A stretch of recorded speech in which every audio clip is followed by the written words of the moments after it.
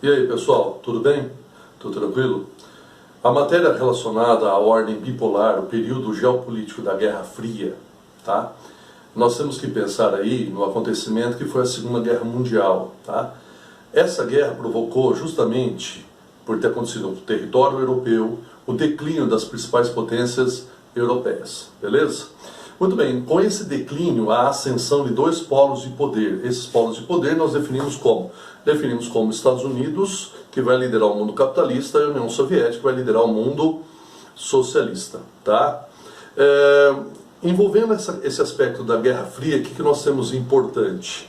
Tá? Em 1944, a conferência de Bretton Woods, que determina como dólar como moeda mundial, certo? A criação do FMI, a criação do Banco Mundial e a idealização do GATT, Acordo Geral de Tarifas e Comércio, que vai ser realmente criado em 1947, para controlar o comércio mundial. Em 1945, nós já temos aí a Conferência de Yalta, que estabelece aí os rumos desse final da guerra para a característica que envolve as novas fronteiras, não é? O Stalin da União Soviética já passa a ocupar esse leste europeu, então isso tem esse ponto importante, não é? Já marcava que sobre o leste europeu estava descendo uma cortina de ferro, não é isso? Que ficaria sob o controle de governos ditatoriais socialistas, por exemplo, tá? Aí vem a Conferência de Potsdam, que é uma conferência importante, que estabelece a divisão da Alemanha, tudo bem? Essa Alemanha, então, ocidental ficaria capitalista, a Alemanha oriental ficaria socialista, tá? Essa Conferência de Potsdam também é discutido a divisão das Coreias pelo paralelo 38 graus norte, mas é um outro assunto, daqui a pouco a gente vai comentar, tá? E aí, por fim, também em 1945 vem a Conferência de São Francisco, que é a criação da ONU, tá? Para manter a paz mundial, substituindo quem? A Liga das Nações, tudo bem? Nós temos um detalhe importante na questão da ONU, que ela não vai cuidar só da parte política, né, mas sim também presença em questões econômicas, questões sociais, questões climáticas. Isso é muito importante, a presença da ONU. Temos a Assembleia Geral da ONU, discussões de assuntos relevantes internacionais, e o Conselho de Segurança da ONU, formado por 15 membros, sendo 10 rotativos, 5 permanentes, com poder aí de veto, sendo eles os Estados Unidos, o Reino Unido, a França, a União Soviética, hoje Rússia, no lugar da União Soviética, e a própria China, que vai entrar no início dos anos de 1970. Tá? Aí, se você perceber, nós temos uma distribuição da própria Guerra Fria do mundo capitalista. Estados Unidos, Reino Unido, França, do mundo capitalista, a União Soviética, hoje Rússia, mas na época a União Soviética e China, do mundo socialista, né? Esses 5 países são os senhores do mundo, de fato, porque tem um grande poder de decisão sobre o envio de tropas de paz da ONU, mesmo a presença militar em outros territórios, com o aval do próprio Conselho de Segurança da ONU, e as sanções econômicas e políticas sobre nações. Então, realmente, eles têm um jogo geopolítico a seu interesse, né? Aplicando ou não sanções, restrições sobre países, ou enviando aí tropas de paz, ou mesmo aprovando o uso militar, segundo o interesse, seu aliado ou seu inimigo. Durante a Guerra Fria, havia possibilidade realmente de ocorrer uma guerra, tá? Isso é uma situação muito séria. Lembra que Guerra Fria é uma corrida armamentista aeroespacial, não é um conflito direto, mas sim um conflito de contenção do inimigo. Porém, poderia acontecer uma guerra de fato. Para isso foram montadas o quê? Organizações. Vamos ter organizações militares do lado dos Estados Unidos, né? A OTAN, Organização do Tratado Atlântico Norte, 1949, e do lado soviético temos o Pacto de Varsóvia, em 1955. Organizações econômicas, como o Plano Marshall de ajuda econômica aos países, principalmente os países da Europa Ocidental, tá? Em 1947-48, acompanhada da doutrina Truman, a doutrina de contenção do socialismo, nascia aí a Guerra Fria.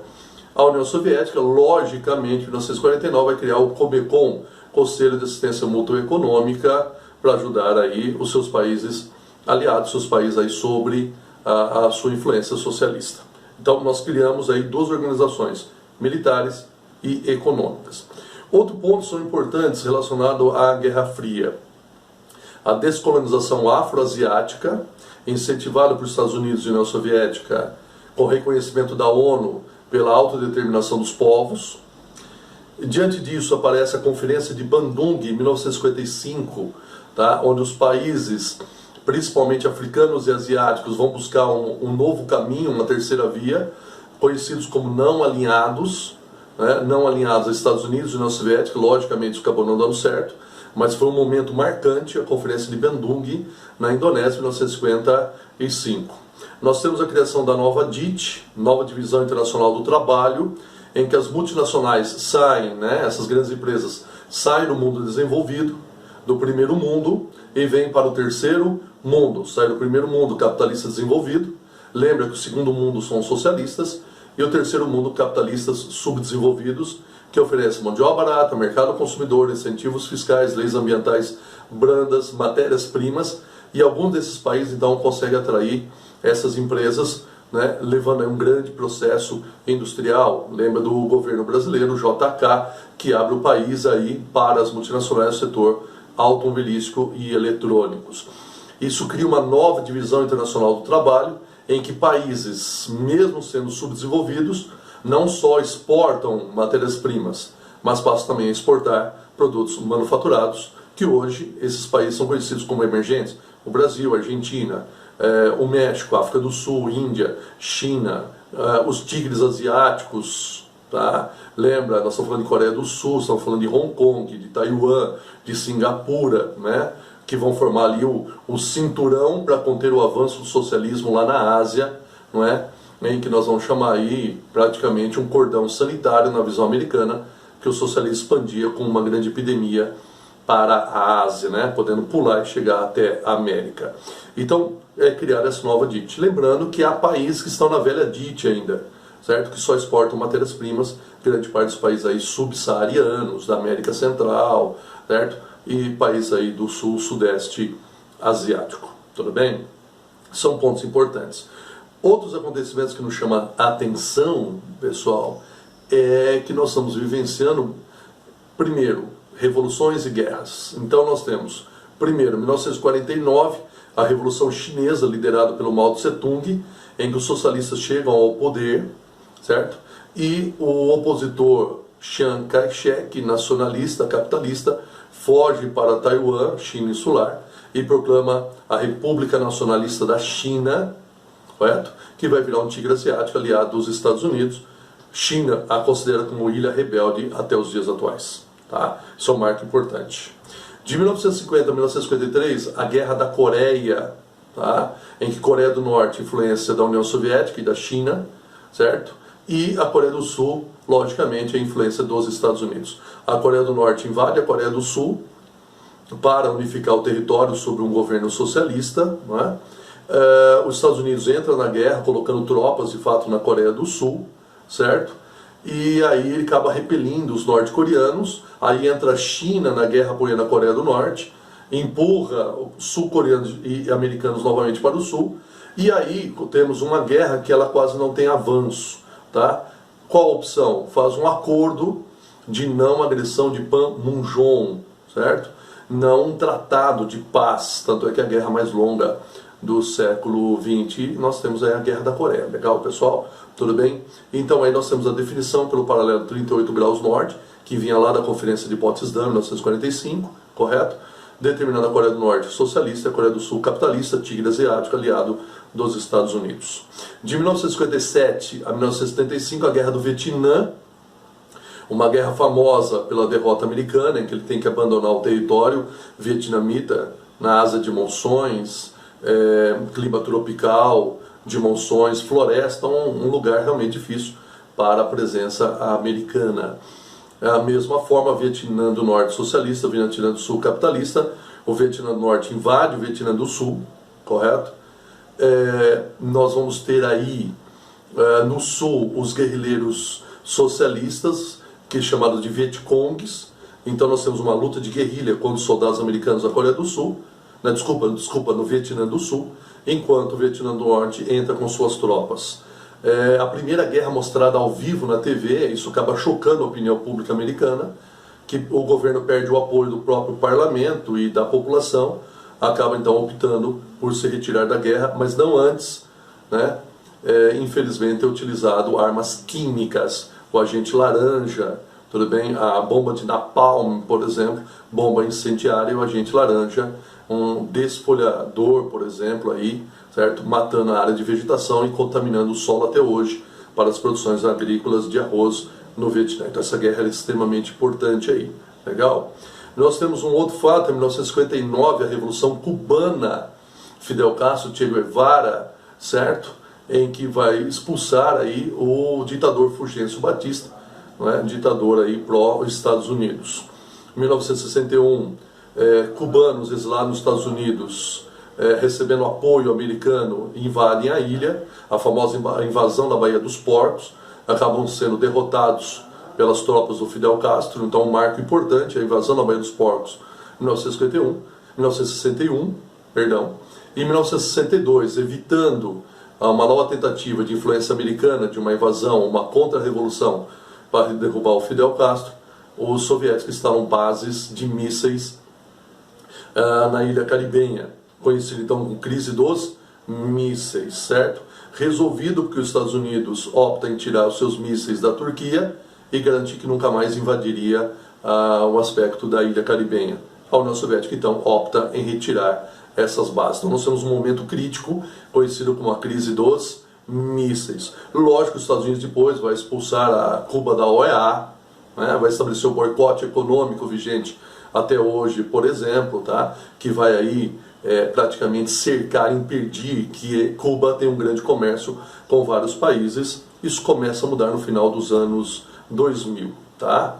Então são fatos extremamente importantes. Em 1961, o estabelecimento do Muro de Berlim, dividindo a cidade de Berlim, cercando totalmente Berlim capitalista, conhecido como Muro da Vergonha, que vai cair em 1989. De 1979 a 1989, os soviéticos invadem o Afeganistão para garantir a permanência de um governo socialista, tá? E acabam enfrentando também o que nós chamamos de Vietnã soviético, tá? Não vence essa guerra, não tem como vencer essa guerra de guerrilha. Por quê? Porque os guerrilheiros chamados mujahidins são apoiados pelos Estados Unidos. Entre eles, o mais famoso é o grupo Talibã, que chega ao poder no Vietnã em 1996, tá? Que depois vai apoiar a Al-Qaeda, e a Al-Qaeda, então, em 11 de setembro de 2001, acaba realizando os atentados terroristas, mas é outra história que a gente comenta posteriormente, tá? Então esses acontecimentos são marcos fundamentais de influência geopolítica no mundo, de um desenho geopolítico no mundo. Lembra que o século XX é a era do petróleo, então a busca por áreas de fontes de energia marca bem a presença americana no Oriente Médio, por exemplo. Isso é um fato importante. Nós estamos vivenciando a terceira fase do capitalismo, o capitalismo financeiro ou monopolista, né? Que nós temos oligopólios, cartel, trust, holding, dumping, joint venture, por exemplo. Isso é importante isso aí. Como também o aparecimento da terceira revolução industrial, a revolução tecnocientífica, tá? Que é marcada pela alta tecnologia em áreas como robótica, biotecnologia, aeroespacial, nuclear, por exemplo, tá? Que aparece onde? Nos Estados Unidos, tá? No aspecto aí da Alemanha e do Japão, principalmente aí o aspecto importante desses três países. Logicamente isso vai se espalhar a outros, mas marcadamente aí. E junto a esse sistema dessa nova revolução industrial, dessa revolução de alta tecnologia, nós temos o aparecimento do sistema de produção chamado toyotista, que vai substituir o fordista. Então nós temos os fatores que marcam, tá, o toyotismo, é o just-in-time, o fim dos estoques, certo? Produção em quantidade necessária em tempo certo, um trabalhador altamente qualificado em função flexível, certo? Então precisa de qualificação máxima, descentralização industrial, o uso da internet, juntamente com os meios de comunicação, chamado telemática, que favorece. Então nós temos aí uma evolução muito grande no uso da robótica no sistema de produção. Bem como nós temos o volvismo, que é marcado pela qualidade do ambiente de trabalho. Então não é só o poder das máquinas, mas sim a integração entre as pessoas, a valorização do ser humano, certo? Nas relações aí de produção, diferente do autismo, que prega muito mais aí a importância das máquinas. Então são fatos realmente marcantes do período da Guerra Fria. Beleza, pessoal? Um grande abraço. Até mais.